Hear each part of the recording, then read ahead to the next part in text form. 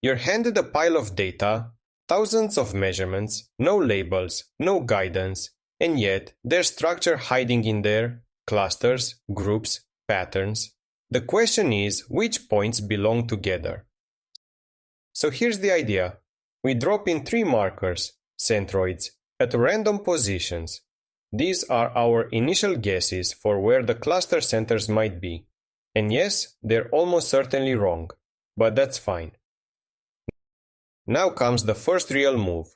For each data point, we measure the distance to every centroid.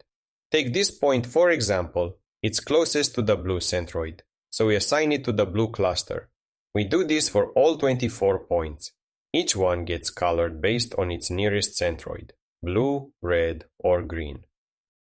But those centroids are still sitting in their random positions, so we fix that. For each cluster, we compute the mean, the center of mass, of all its assigned points. Then we slide each centroid to that new position. And now we just repeat. Assign points to the nearest centroid, then update the centroids.